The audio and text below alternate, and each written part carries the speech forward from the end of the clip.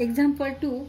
Find value of x if determinant contains element x -1, 2, 2x, 1, -3, 3, -4, 5 equal to -10.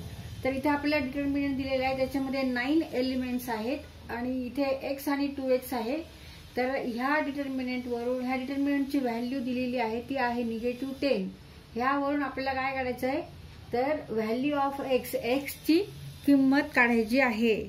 आता इथे आपण expansion formula वापरू. Expansion formula for determinant of order 3. हा order 3 चा determinant आहे. ह्याच्यामध्ये रो 3 आहेत. 1 रो, 2 रो, 3 रो आणि कॉलम किती आहेत, 3 आहेत. 1 column, first column, second column, third column. तर हा डिटर्मिनंट ऑर्डर 3 चा आहे. तिथे आपल्याला एक्सपान्शन फॉर्म्युला वापरायचा आहे. x इंटू इथे क्रॉस मल्टिप्लिकेशन घ्यायचंय आणि त्यांच्यामध्ये सबट्रॅक्शन घ्यायचं. हा छोटा डिटर्मिनंट आता घ्यायचा आहे. 1 into 5 means 5 minus -4 into -3 means +12. 4 into 3 12 and negative becomes positive. Multiplication of two negative number equal to positive number. 2 ऋण संख्यांचा गुणाकार हा धन संख्या येतो. मग 4 गुणिले 3 12 आणि ऋण धन 12. नंतर आता आपल्याला कशाने मल्टिप्लाय करायचंय, 1 नी मल्टिप्लाय करायचंय. कशाला, तर 2x -3 आणि 3 आणि 5 हे आपल्याला आता नंबर्स घ्यायचे, हे एलिमेंट्स घ्यायचे. ह्या कॉलम मध्ये नसलेले, ह्या रो मध्ये नसलेले एलिमेंट घ्यायचे. मग आता इथे हा एक डिटर्मिनंट तयार झालाय, 2x इंटू 5. आता इथे आधी मायनस घ्यायचंय आणि आपण -1 नी मल्टिप्लाय करतोय. मायनसचं आधी चिन्ह घ्यायचंय. एक्सपान्शन फॉर्म्युला प्रमाणे आपण हे सॉल्व्ह करतोय. पहिल्यांदा मायनस करायचं, नंतर प्लस करायचंय. मग आता 2x into 5 10x minus 3 into -3. 3 into -3 means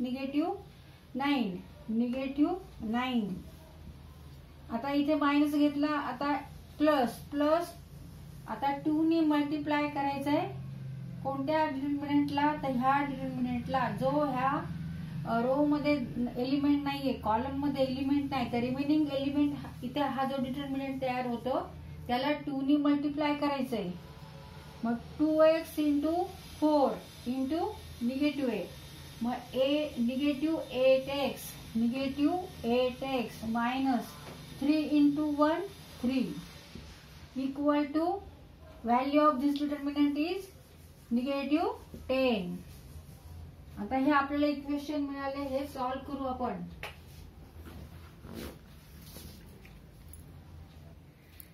Now 5 minus 12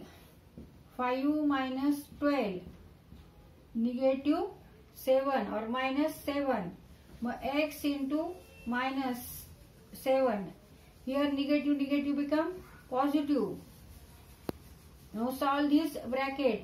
10x negative positive 9 plus 2 8x -8x minus 3 equal to -10. x into -7 means 7x plus 10x plus 9 negative positive become negative. 2 into 8 16x. Now 2 into 3 and here positive negative 2 into 3 6 equal to -10.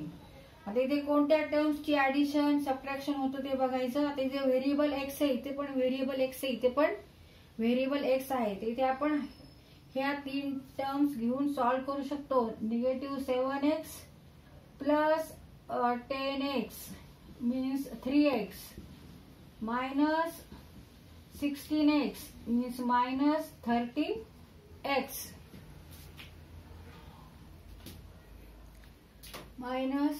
-13x.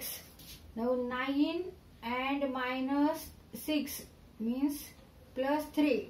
Now take these to LHS side become here positive 10 equal to 0. 13x negative 13x plus 13 equal to 0. Therefore 13x equal to 13. Therefore x equal to 13 divided by 13 means 1.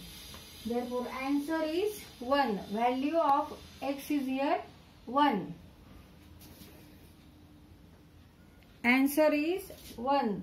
X equal to 1.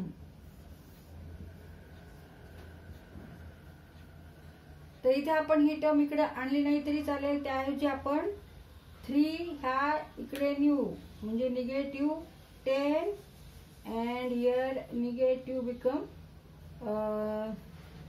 negative plus 3 become negative 3. Negative 13x equal to negative 13.